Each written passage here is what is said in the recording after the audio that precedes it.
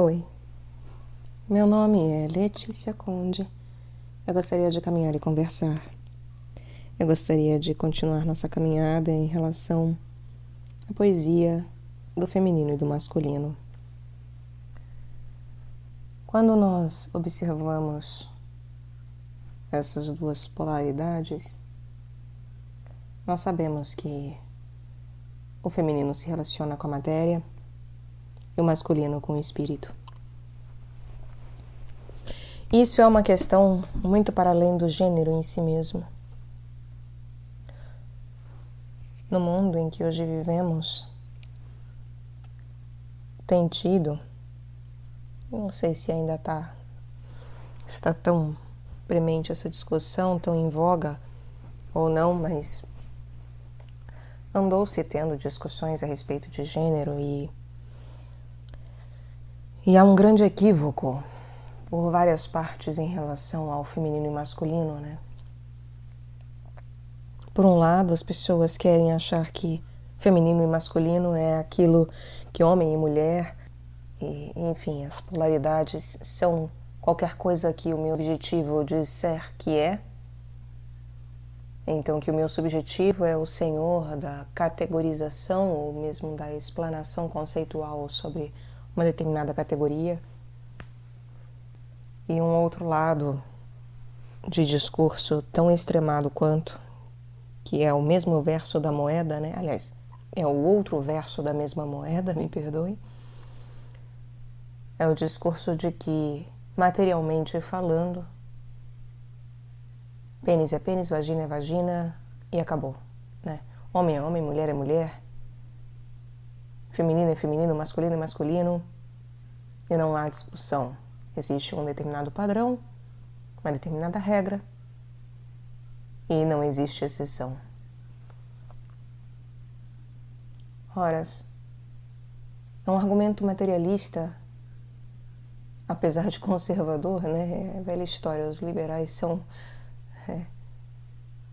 muito mais conservadores, tem horas. E os conservadores são muito mais liberais do que se imaginam. E a própria premissa de imputar a matéria e a aparência das coisas,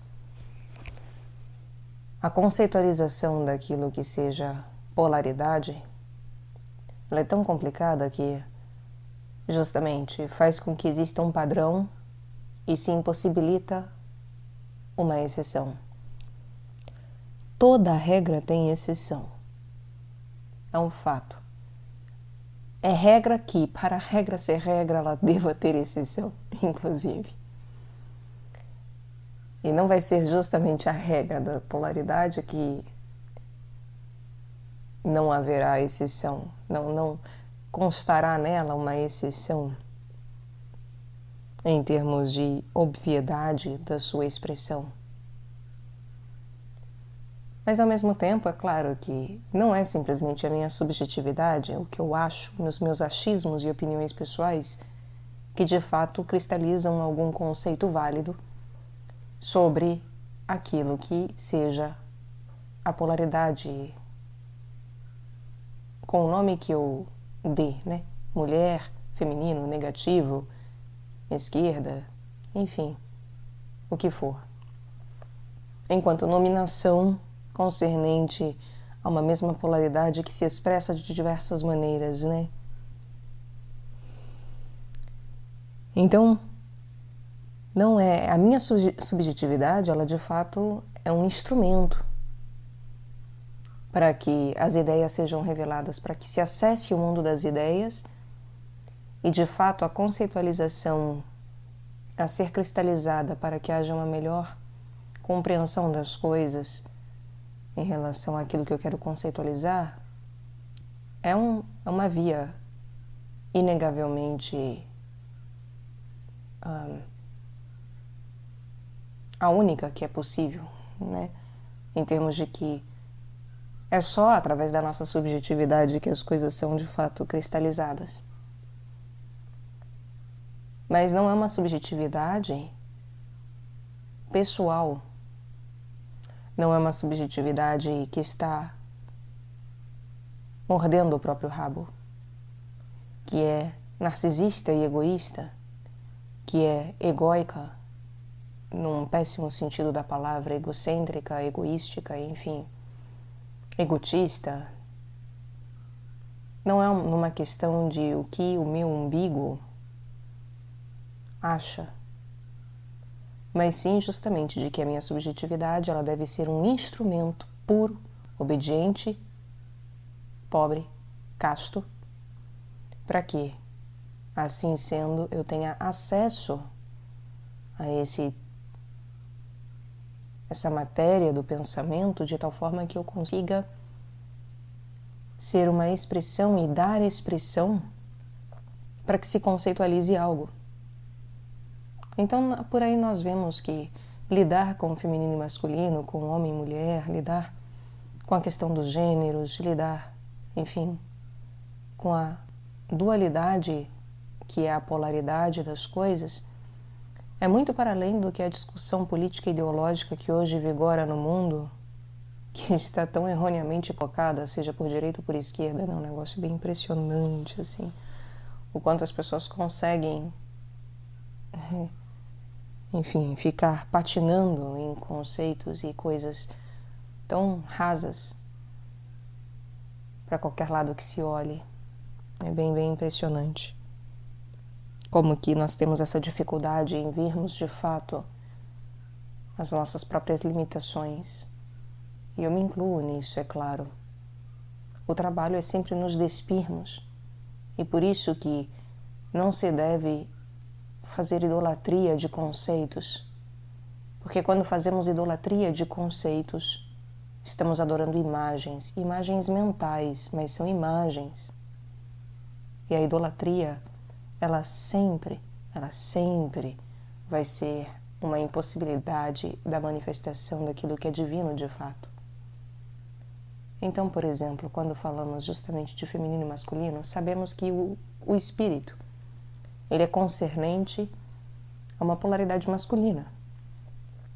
Ele é concernente a uma poesia do masculino, daquilo que encabeça, daquilo que é um polo ativo, positivo, de atuação, de semeação, de inseminação, doação, enfim, inclusive queimação e inclusive inflação quando problemático.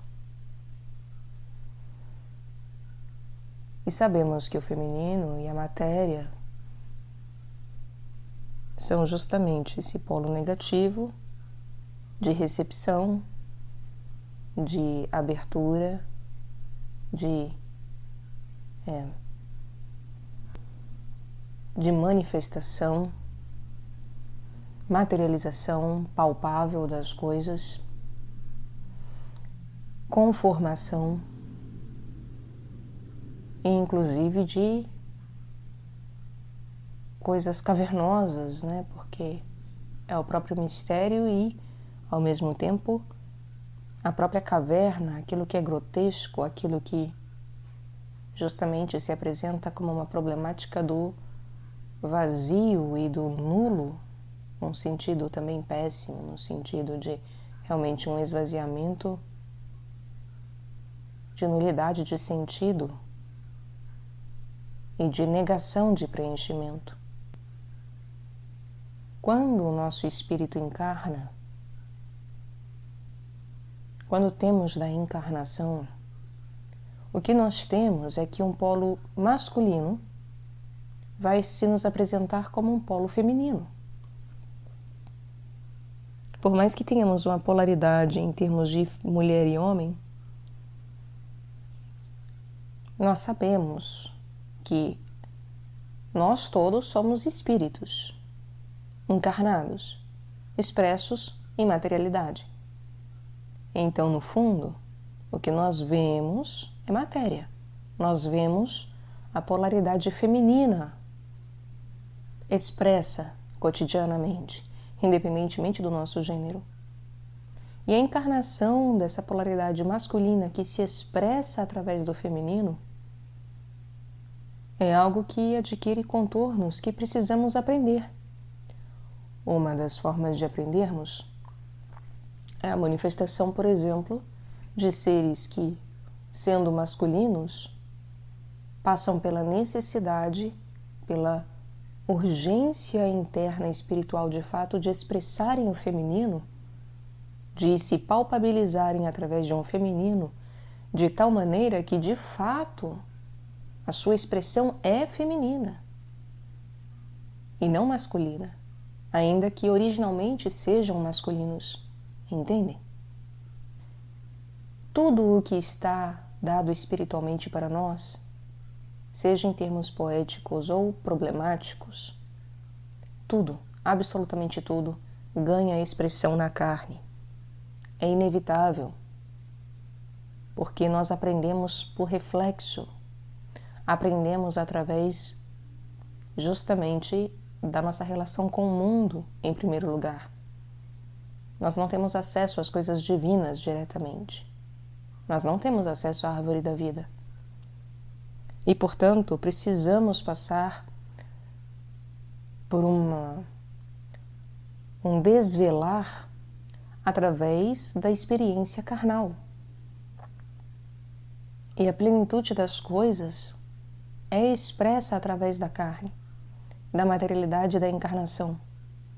E, portanto, tudo que diz respeito ao nosso processo espiritual evolutivo vai ganhar uma expressão carnal, inevitavelmente. O que nós perdemos a mão é que muitas coisas que são expressas no mundo são problemáticas e doenças de fato. Então, se nós falamos, por exemplo, justamente sobre pessoas que passam por essa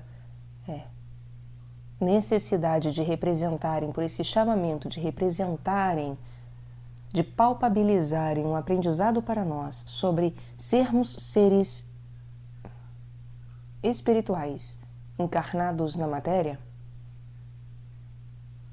essas pessoas que genuinamente são chamadas, convidadas a expressarem isso materialmente, elas o fazem de maneira genuína. E não são todas as pessoas que são chamadas a isso. Não somos todos chamados à mesma missão. Raros são chamados a isso. E a problemática do mundo em geral é que normalmente nós gostamos de ser especiais e de, enfim, querermos fazer parte de uma expressão de algo. E muitas vezes estamos apenas doentes. E isso é uma problemática realmente urgente de ser compreendida. E por isso que eu sempre falo que a transgeneridade, ela é real. O transvestir-se, transformar-se é real. Isso não faz com que a dualidade não seja dualidade, como existindo um terceiro gênero. Não é sobre isso. Nós precisamos ver para além da matéria. Quando as pessoas colocam simplesmente a questão material, genética, biológica, de um pênis e uma vagina, elas se esquecem completamente. Eu vou colocar esquecimento porque é uma palavra ainda que é um eufemismo, porque elas ignoram mesmo, né? Elas simplesmente resolveram falar, não existe espiritualidade. Ou isso não tem nada a ver com espiritualidade, sendo que tudo tem a ver com espiritualidade o tempo todo. E muitas vezes as pessoas gostam de falar de fatos. Os fatos científicos, os fatos biológicos. Ora, se eu pego um copo de vidro, ele é um fato, não é? Ele de fato é um copo. E o fato dessa coisa, desse objeto ser um copo, é um fato de fato. E se eu soltá-lo ao chão e quebrá-lo, eu pergunto, cadê o fato? Cadê o copo enquanto um fato? Ele era um fato, deixou de sê-lo. E não adianta vir com retóricas de um copo quebrado ou, enfim, que eu forçosamente alterei o fato. mas que o fato é que era um copo. Porque a grande questão é, nós não somos objetos. Nós somos seres espirituais. E por conta de sermos seres espirituais, as coisas estão, se para os próprios objetos os fatos são mutáveis,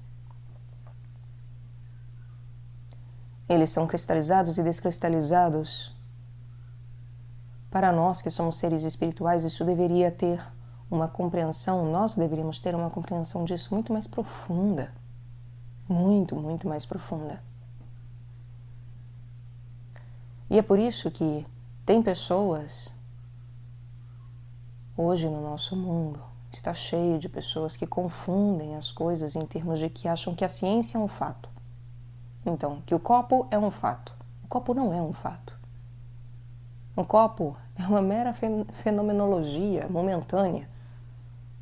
Ele é um fato momentâneo. Ele é um fato. Ele não é o fato. Ele é um fato. Ele é indeterminado. Ele é realmente algo temporal cronológico. E quando eu me atenho a fatos, pintos e vaginas, copos ou cacos, eu me esqueço daquele que é o fato, o determinado, que é Deus. Se o copo é a realidade mutável do fato, se a nossa própria encarnação é a realidade mutável do fato espiritual, como pode Deus ser mutável? Ora, Deus não pode ser mutável e, portanto, Deus é imutável. Não existe essa história de que Deus evolui, de que Deus muda. Porque se assim for, então Deus não é o fato. Porque mesmo quando falamos do Espírito Santo, a compreensão do que é a mutabilidade do Espírito Santo, ela é um patamar muito para além do que nós compreendemos enquanto mutabilidade hoje. Porque a nossa mutabilidade compreende uma total mudança de estado. Um deslocamento total, quase como destrutivo das coisas. Eu preciso destruir algo para transformá-lo em outro. Mas o Espírito Santo não é destruição. A mutabilidade relacionada ao Espírito Santo é simplesmente de transformação. Então, Deus não muda de ideia. O que acontece é que ele se expressa através de multiplicidade. E nós temos uma ideia de multiplicidade através da cronologia, ou seja, de sequências de coisas e de atos e de fatos que dão a impressão de separatividade e de construção, cristalização e destrutividade e destruição. Mas, em verdade, é apenas a multiplicidade acontecendo o tempo todo. É como nós vemos a linha que passa apenas de um lado do tecido e aí achamos assim que a partir da hora que ela desceu para o lado oposto, acabou a costura. E que quando a agulha surge de novo com a linha, é uma nova coisa. Mas quem está costurando sabe que a linha é uma só, a costura é uma só, a agulha é uma só e que a realidade é uma só o tempo todo. Ela muda o ponto, mas ela em si não muda. Ela expressa a mutabilidade dela própria. Apenas isso. Mas não porque ela mude. Nós não mudamos nada de Deus, nós não quebramos Deus, não aumentamos Deus e não diminuímos Deus. Como é possível Deus evoluir? Isso não é possível. Como é possível Deus mudar? Isso absolutamente não é possível, é impossível. É uma questão lógica e analógica, e inclusive metafórica. A única possibilidade de se falar de mudança da deidade é da sua encarnação, enquanto um humano, enquanto humano cresceu, nasceu, cresceu e morreu. Porque mesmo quando nós falamos dos princípios, vejam, os homens lá nas cavernas, lá na pré-história, eles estavam imunes à questão da dualidade, do feminino e masculino, dos 4 elementos, do zodíaco? É claro que não. Tudo isso era concernente à vida deles também. Só que eles não tinham capacidade de acesso. E a nossa impressão, nós que caminhamos nesse tempo cronológico e que vemos as coisas como, né, uma agulha e uma linha que surgem de repente e que nos parece algo que, nossa, de repente aconteceu de novo, e algo separado, como se Deus tivesse várias vontades, várias manifestações diferentes, enfim. Nós é que temos a sensação e uma interpretação equivocada de que com o tempo os princípios mudam, as leis mudam, mas em verdade nada muda. Tudo é o mesmo desde sempre. Os princípios são os mesmos desde sempre.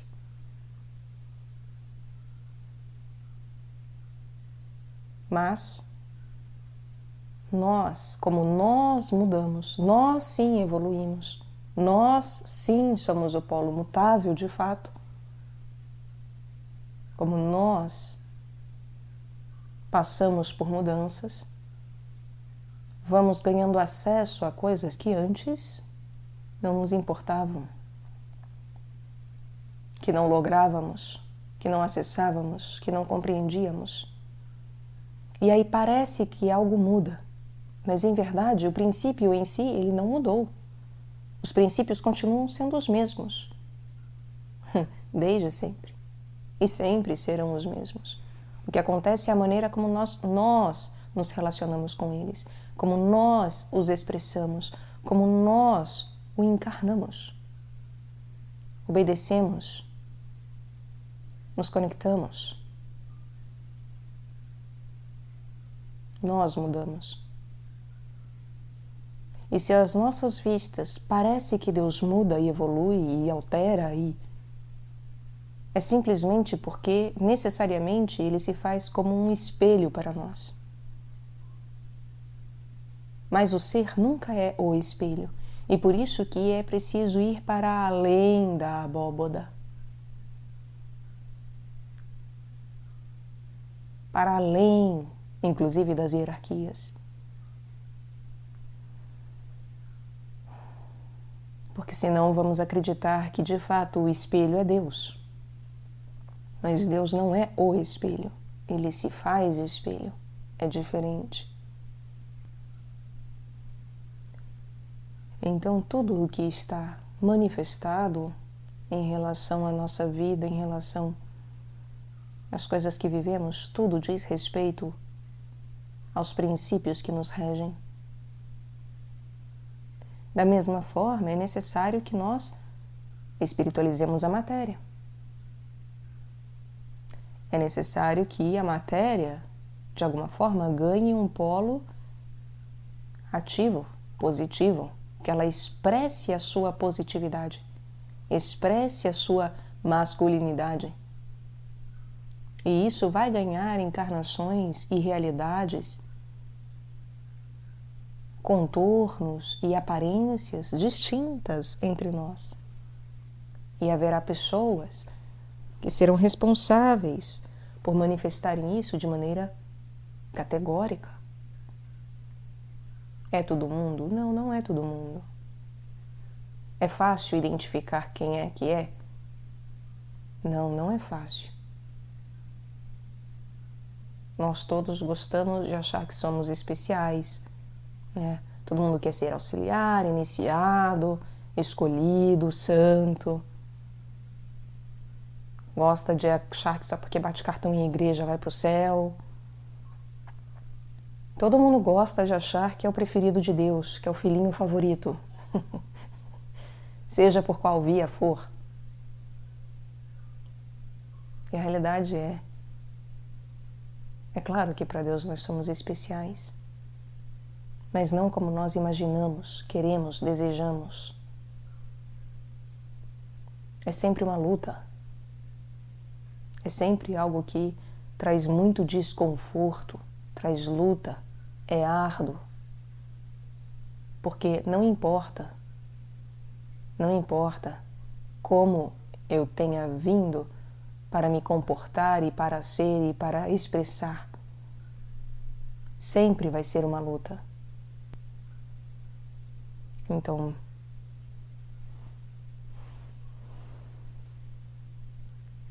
precisamos ganhar discernimento de que as coisas espirituais, elas estão acima daquilo que é subjetivo e daquilo que é objetivo. E que a nossa objetividade e subjetividade cotidiana, elas duas, ambas, se curvam perante a espiritualidade. E que isso acontece de maneira inconsciente, quando a nossa retórica, inclusive, é de um fanatismo para qualquer um dos lados. Então, é preciso ter uma delicadeza e uma amorosidade e um cuidado muito grandes, porque nós não sabemos com que estamos lidando de fato, muitas vezes. E a nossa sociedade está cheia de uma retórica que revela o quanto somos cegos e imersos em profunda incompreensão de nós próprios. Nós muitas vezes usamos do feminino e do masculino para cristalizar conceitos, cristalizar ideias, cristalizar as coisas de tal forma que se torna cômodo, para vivermos repetindo o que alguém falou. Porque o Max Heindel falou. Ora, vejamos com nossos próprios olhos. E peçamos para Deus para que possamos pronunciar com a nossa própria boca. E é claro que quando muitos falam também, quando vários santos falam, várias pessoas falam, devemos também ter muito cuidado em ir contra algo que está dado tradicionalmente. Ter muito, muito cuidado, porque provavelmente nós estamos errados. Muito provavelmente. Agora, é verdadeiramente rogar para que Deus se faça presente e, através da nossa subjetividade e objetividade, manifeste aquilo que seja necessário enquanto um verbo, enquanto verdadeiramente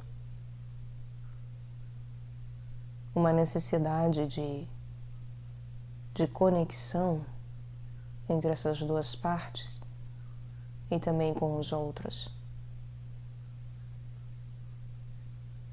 de acordo com a vontade divina.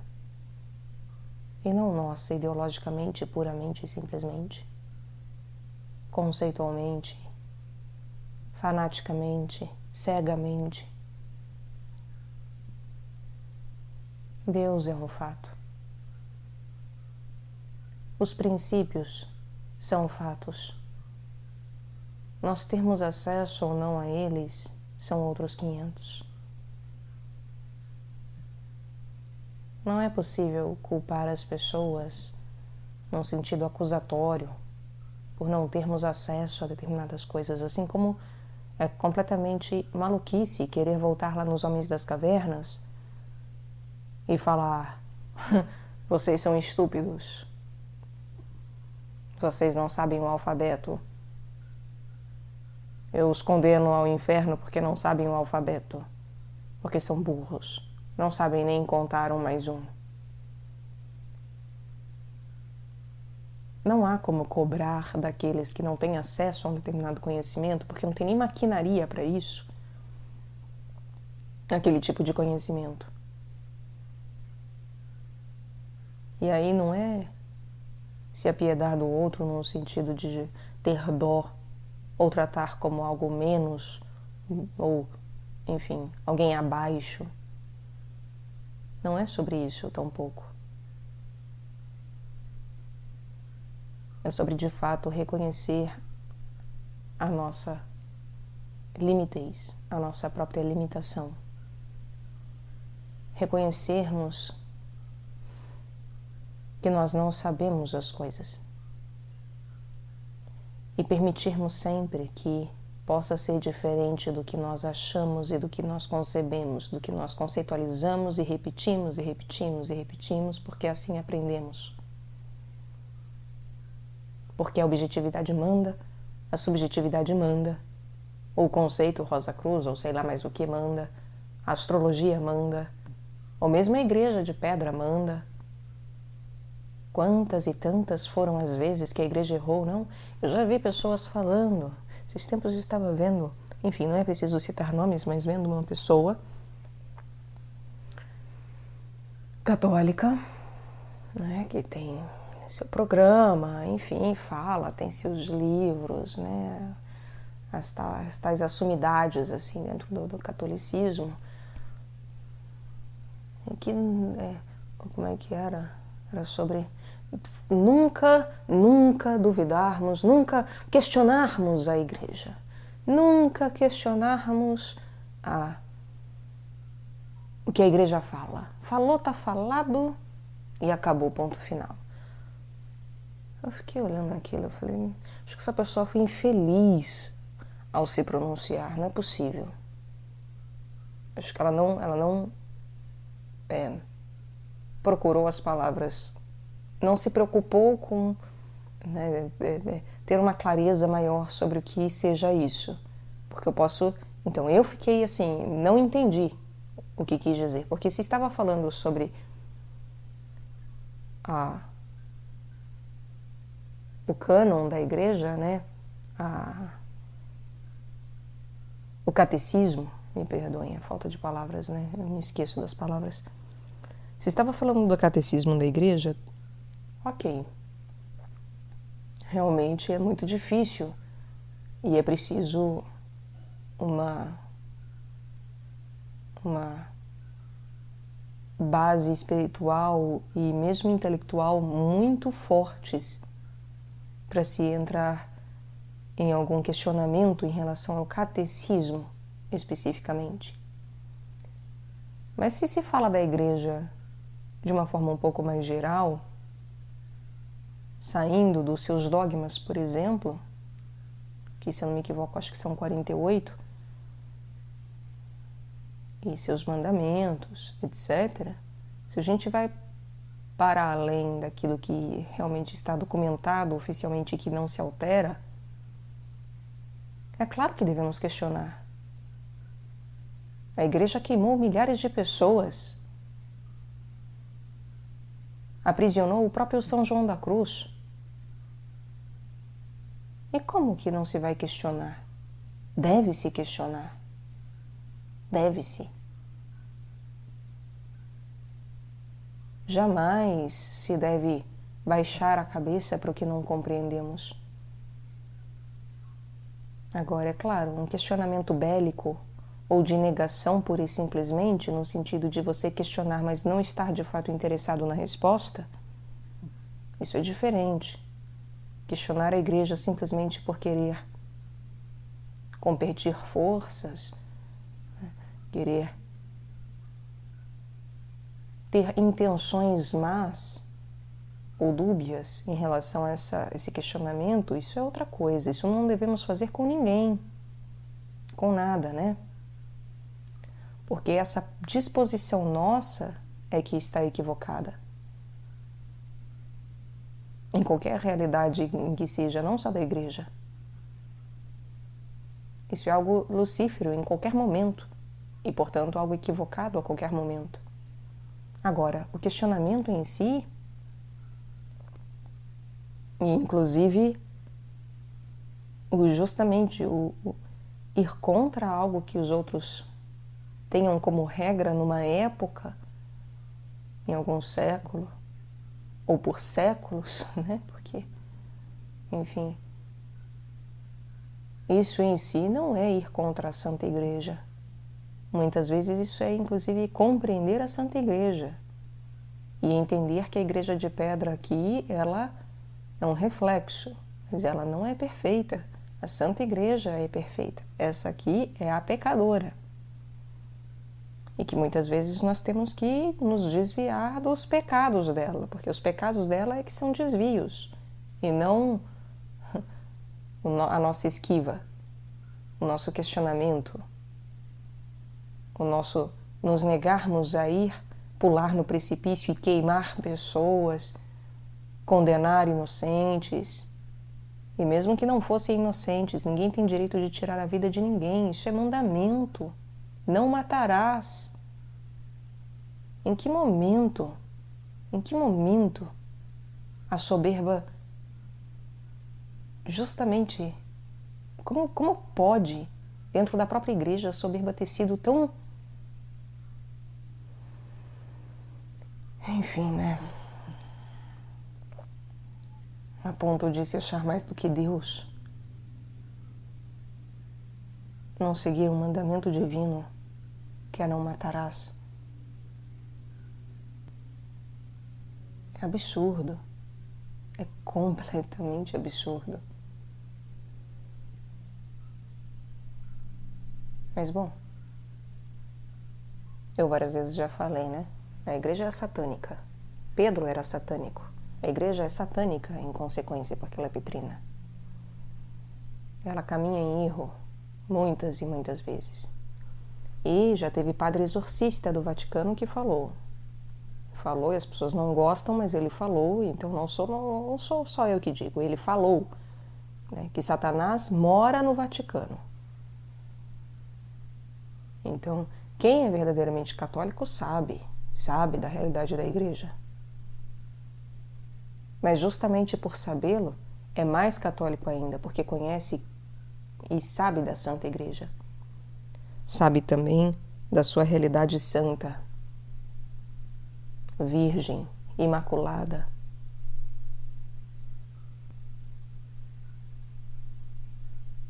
Então, que não caiamos nesse papo de fatos. Fatos são espirituais. Os fatos sempre devem ser espirituais e não materiais.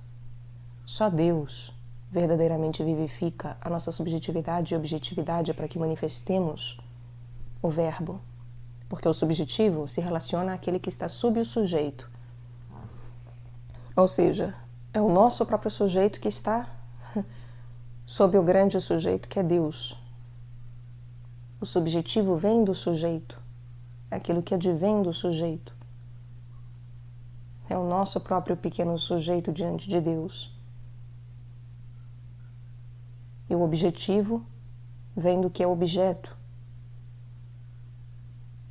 E as pessoas se matam argumentativamente, retoricamente, conceitualmente, ideologicamente, sem compreender que, em primeiro lugar, deve-se olhar para o verbo.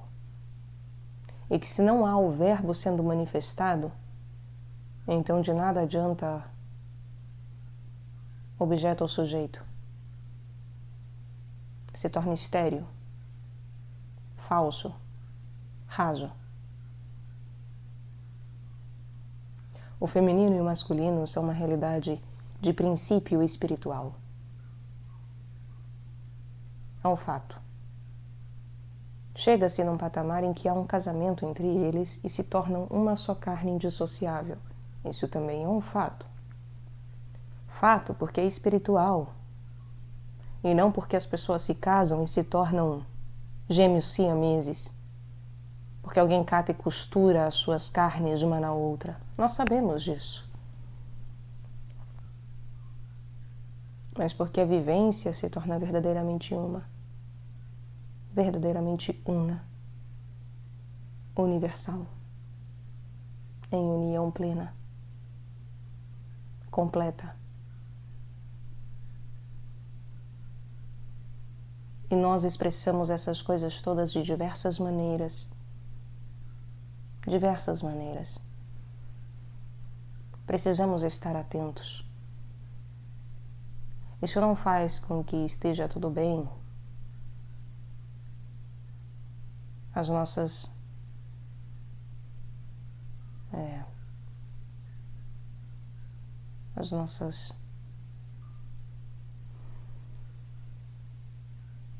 incompreensões que acarretam pecados e que acarretam doenças, que acarretam uma vivência realmente perturbada e perturbadora.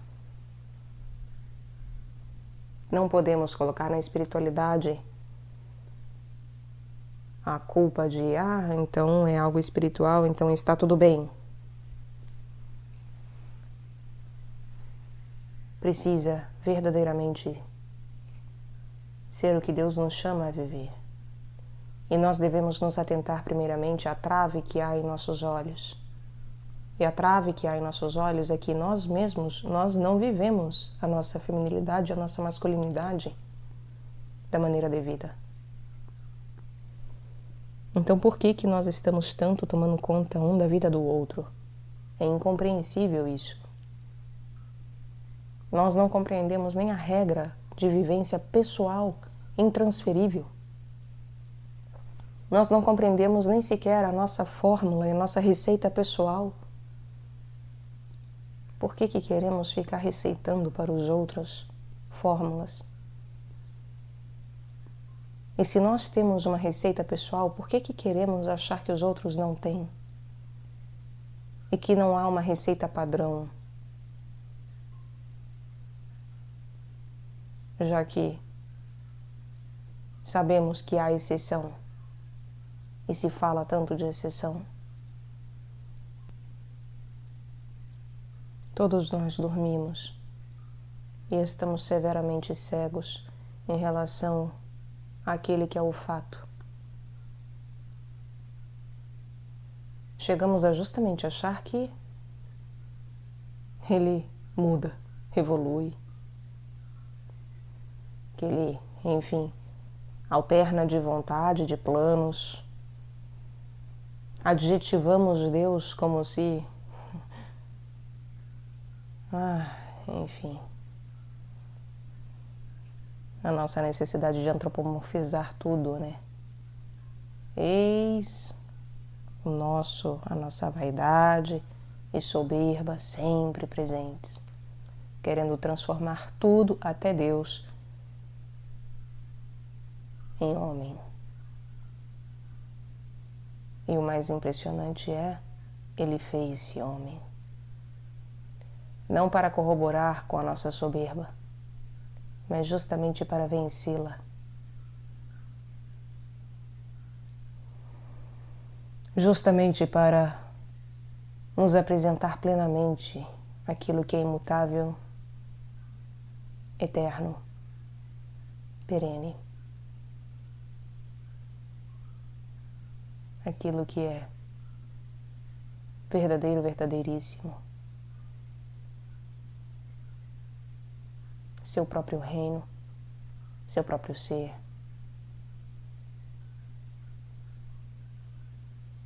Dando de si mesmo a nós enquanto a possibilidade de nós mesmos sermos feitos divinos. Nos tornarmos esse ser que é imutável, espiritualmente imutável, eterno, verdadeiramente eterno, ressurreto, cuja mutabilidade expressa a necessidade. E a necessidade não é uma questão de evolução de Deus. Como eu sempre digo, Deus não tem necessidade de nada. O que Ele faz enquanto preciso é por uma questão de precisão. Nós, sim, é por uma questão de precisarmos. Nós precisamos caminhar. Deus não precisava caminhar. Deus não precisa caminhar. Mas Ele escolheu caminhar ao nosso lado. Escolheu caminhar conosco. Não por uma necessidade dele, mas por uma precisão divina. Justamente porque é perfeito, sempre foi perfeito e sempre será perfeito. Perpetuamente perfeito, inequivocamente perfeito, inalteravelmente perfeito, imutavelmente perfeito. Ele é o único copo que eu solto e não quebra. Ele é o único que eu, quanto mais absorvo, não diminui e não se altera.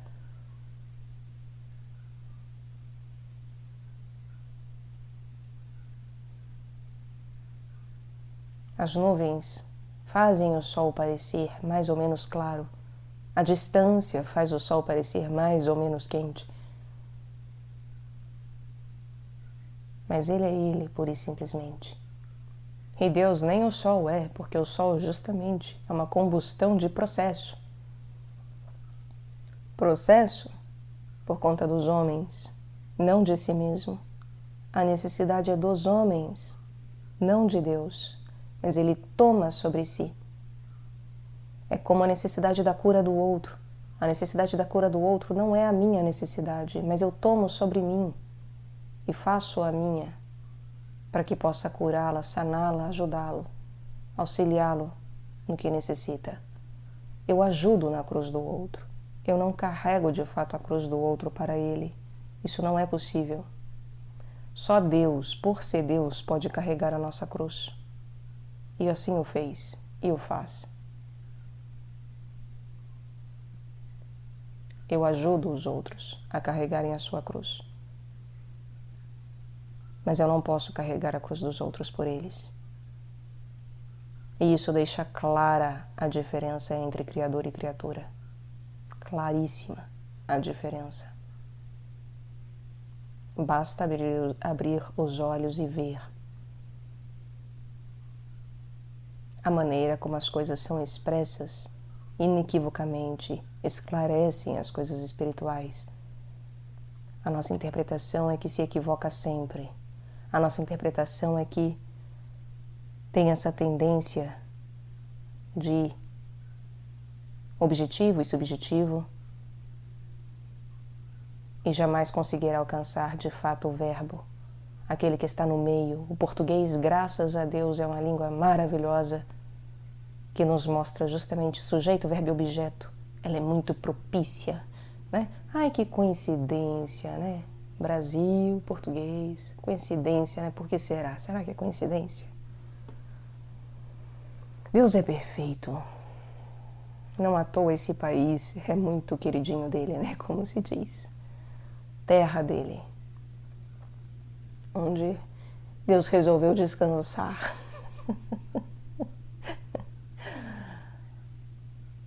Enfim, é um privilégio viver tudo isso, seja em que país for, porque é uma realidade universal, um fato. E o feminino e masculino são realidades que nos foram dadas para que aprendamos a caminhar e para que possamos caminhar. E é por amor, principalmente. As coisas que nós manifestamos são por amor, principalmente. A castidade é para todos. A retidão é para todos. Não quer dizer que vamos vivê-los da mesma maneira, mas quer sim dizer que uma pessoa que seja transgênero, ela pode ser mais casta do que uma pessoa que não seja. Isso dói no calcanhar de muita gente, dói no cotovelo e no calcanhar, né? De muita gente. Quer dizer que sejam? Não, tem que olhar a vida pessoal, eu sei lá da vida pessoal de cada um, não é mesmo? Mas devemos tirar as traves de nossos próprios olhos.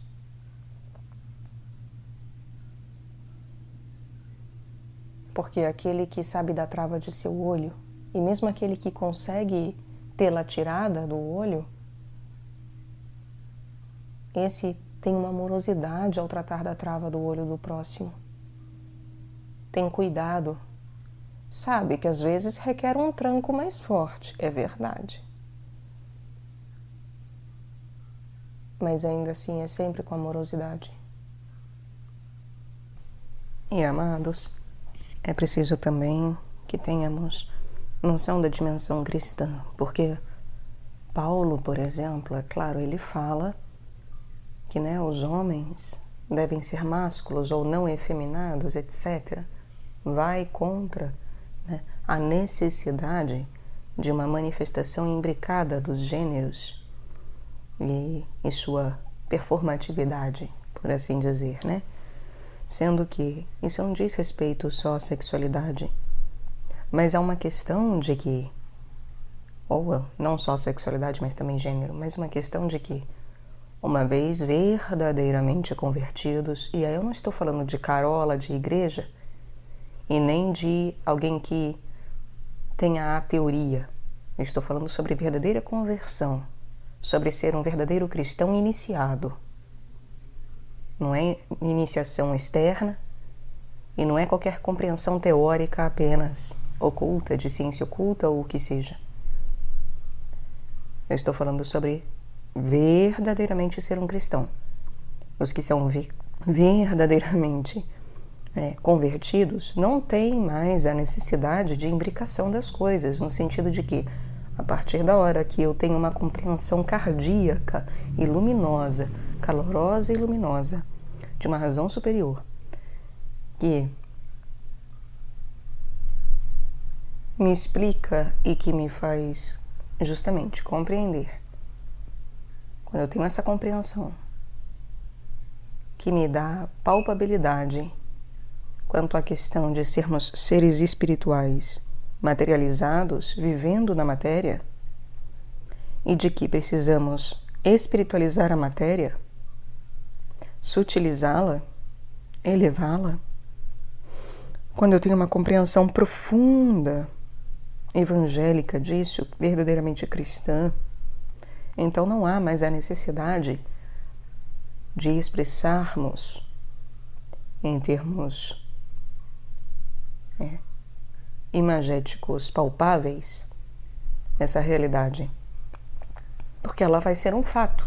E esse é o fato dessa realidade. O fato da realidade espiritual não é eu corroborá-la na aparência necessariamente, mas sim eu de fato vivê-la intrinsecamente. E por isso que se torna importante termos esse tipo de discernimento, porque isso ajuda a compreender que, por mais que nós precisemos, ou algumas pessoas precisem, passar por uma expressão e as coisas ganharem expressão na carne, de tal forma que nos auxilia, nos ajuda, e aí também confunde, é claro, também muita coisa, tudo da aparência é usado também para deformar a realidade espiritual, mas tendo a premissa de que tudo é para que nós nos convertamos à realidade espiritual, ainda assim é preciso ter o discernimento, então, de que para alguns isso é necessário porque ainda não são convertidos, não são verdadeiramente cristãos. E aí é claro que pode-se entrar num debate de não, porque a pessoa não vive de acordo com a Bíblia, mas ela é cristã. Bom, não é da iniciação que eu estou falando aqui. Ela pode amar a Cristo como se ama um irmão, ela pode ter uma vivência pessoal e espiritual muito grande, muito forte. Como dito, ela pode inclusive ser mais casta e ter virtudes muito mais do que uma pessoa que bate cartão na igreja. Esse não é o questionamento. O questionamento não é a qualidade em si da vivência dessa pessoa, que pode ser muito alta. Aqui a questão é realmente ser um convertido cristão. E por isso que muitas pessoas que se dizem católicas, convertidas, espirituais, mesmo Rosa Cruzes, enfim, não o são, Se nós formos falar a sério sobre justamente a compreensão intrínseca e a vivência profunda, intrínseca, no interno e no externo, da realidade espiritual como deve ser, como Deus nos chama para, em termos cristãos, não são todas que se dizem que o sejam de fato. E por isso que se torna muito mais complicado do que a gente imagina. Porque isso também não é para usarmos como uma arma. Ir na igreja e, não, você é batizado, mas você não é verdadeiro cristão. Você vem na igreja, mas não é verdadeiro cristão, não é verdadeiro convertido. Mas nos ajuda a ter amorosidade com aqueles que buscam, que estão em busca. E que podem sim, a qualquer momento, como São Paulo, e na igreja isso acontece, porque São Paulo é um dos pilares, junto de Pedro. Então aquilo que é satânico e aquilo que é completamente lucífero, que persegue os outros, que mata, que age em prol da morte, da perseguição, que age em combate, os dois pilares que eram satânicos e lucíferos, cada um em sua polaridade, expressando isso, são convertidos num piscar de olhos. Pedro, é claro, é de uma lentidão maior no sentido de que ele sempre andou com o mestre. E o mestre o tempo todo, falava de retro Satanás e vai cuidando de Pedro. Então é uma conversão um tanto quanto estruturada e vagarosa, bem digna de Saturno mesmo, de um trabalho junto de Saturno, de uma depuração desse Saturno. E São Paulo não, cai do cavalo mesmo. É algo muito mais lucífero e marciano, um trabalho muito mais junto de Marte, no sentido de justamente, é no impulso, é no ímpeto, é de repente, é na adrenalina da situação, é no explodir da situação, é num acontecimento abrupto que a sua conversão se dá. E aí leva ali uns 3 dias, para que as escamas caiam de seus olhos, etc. Ele volte a enxergar, que na verdade nunca enxergou, não é mesmo? Então é quando ele enxerga de fato pela primeira vez, porque passa a ver a verdadeira realidade espiritual, realmente. Então devemos ter muito cuidado ao julgarmos os outros, porque a qualquer momento, ou vagarosamente, as pessoas podem passar por conversão ou estão sendo convertidas, e nós não sabemos. Devemos ter discernimento, é claro, para não nos tornarmos satânicos e lucíferos, para sabermos falar um vade retro, sabermos corrigir, sabermos exortar o outro a buscar, a fazer melhor, a buscar uma maior excelência, uma maior virtuose, uma maior capacidade de compreensão, para que ele rogue mais, e podemos orar pela sua conversão genuína e verdadeira. Agora, jamais condenando, como se fosse um estado eterno no qual ele se encontra. O estado é mutável, e Deus converte quem Ele quer, porque é pela graça e não pelas obras. Não há nada que possamos fazer para sermos convertidos. O que podemos colaborar para a nossa conversão é rogarmos, pedirmos, implorarmos. Isso sim está dentro do âmbito de cada um, e a todos é possível. Pedir para Deus, a todos é possível. Receber, isso só de acordo com Deus. Mas é claro, está dito também que é da vontade de Deus que todos, não é muitos, é todos tenham vida em plenitude. Então, que oremos uns pelos outros e que tenhamos discernimento quanto a essas vivências todas, nossas, enquanto uma experiência humana, em primeiro lugar, e divina, depois que Deus de fato encarna na pessoa, eu digo, em sua vida. Então que nós honremos tudo isso, que busquemos fazer as pazes com o nosso feminino e nosso masculino, com a nossa subjetividade, com a nossa objetividade,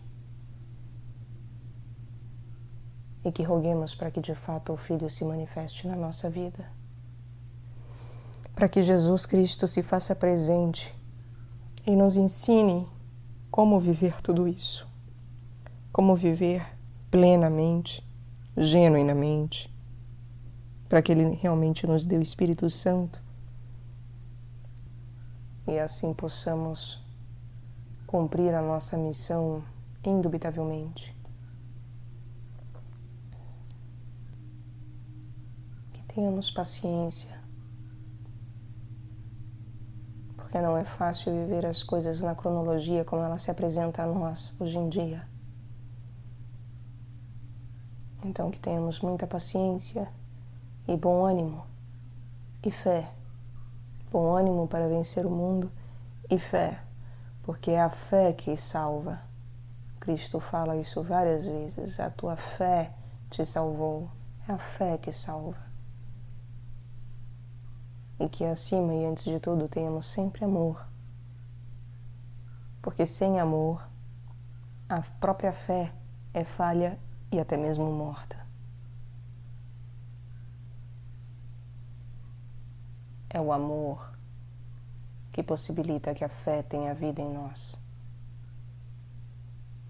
É o amor que possibilita que as coisas sejam em nós. Tenham vida e vida plena, em plenitude, em abundância e em eternidade, sem que a morte jamais a toque. E entendendo que, de fato, é uma vida de imortalidade.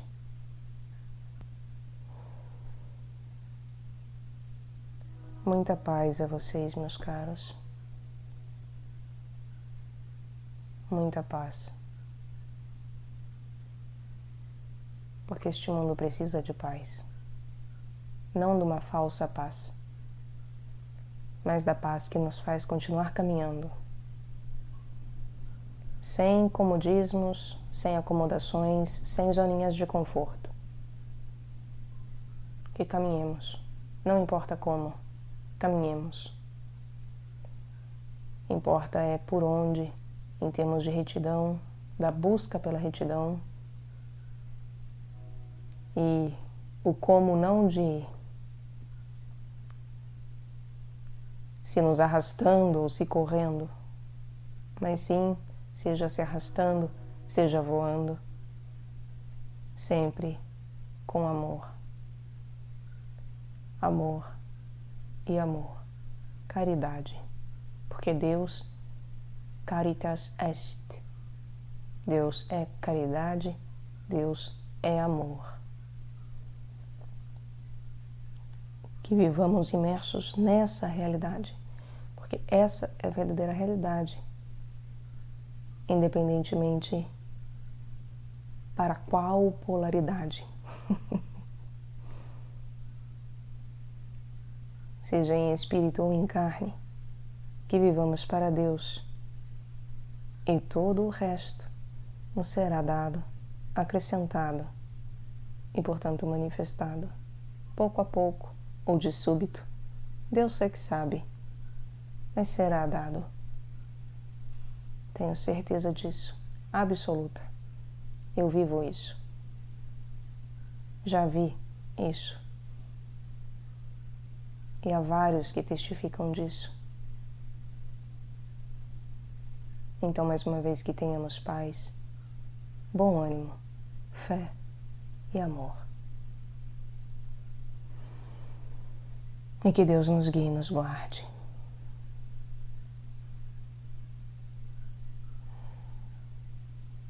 Que Ele seja sempre glorificado. Glória ao Pai, ao Filho e ao Espírito Santo, como era no princípio, agora e sempre, pelos séculos dos séculos, eternamente. Amém. Um forte abraço, meus caros. Até.